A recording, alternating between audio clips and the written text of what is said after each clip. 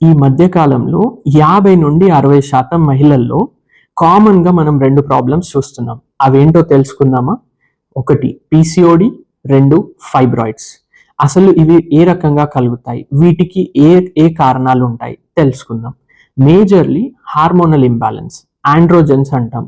Male hormone ఇది ఎక్కువైనప్పుడు, luteinizing hormone ఎక్కువైనప్పుడు, and even low levels of follicle stimulating hormone వల్ల కావచ్చు. ఈవెన్ శరీరంలో ఇన్సులిన్ రెసిస్టెన్స్ తలెత్తినప్పుడు, ఇన్సులిన్ రెసిస్టెంట్ కండిషన్ డెవలప్ అయినప్పుడు ఓవరీస్ ఆండ్రోజెన్స్ ని ఎక్కువగా ప్రొడ్యూస్ చేయడం వల్ల ఫాలికల్స్ అనేవి రప్చర్ అవ్వకుండా, రిలీజ్ అవ్వకుండా అక్కడే ఉండిపోవడం వల్ల పీసీఓడి అనేది తలెత్తుతూ ఉంటుంది. ఒబేసిటీ ఒక కారణంగా చూస్తాము.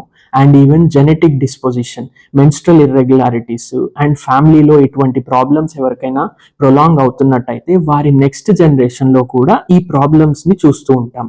అండ్ ఈవెన్ థైరాయిడ్ డిసార్డర్స్ ఉన్నా, ప్రొలాక్టిన్ ఎక్కువైనా ఈ ప్రాబ్లం అనేది తలెత్తూ ఉంటుంది. ఇది మాత్రమే కాకుండా unhealthy life style, poor diet, stress, lack of exercise, sedentary habitats వల్ల కూడా ఈ ప్రాబ్లమ్స్ని చూస్తూ ఉంటాం.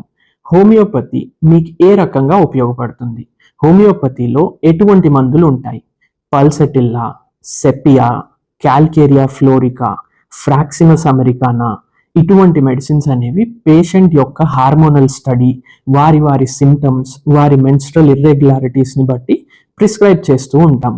సో ఇవి ఏ రకంగా వాడుకోవాలి, వీటితో పాటు జీవన శైలిలో ఎటువంటి మార్పులు చేసుకోవాలి, అండ్ ఆహార రీత్యా ఏవి ఎక్కువగా కన్జ్యూమ్ చేయాలి, ఏవి కన్జ్యూమ్ చేయొద్దు తెలుసుకోవాలనుకున్నట్టయితే గ్లోబల్ హోమియో కేర్ని సంప్రదించండి.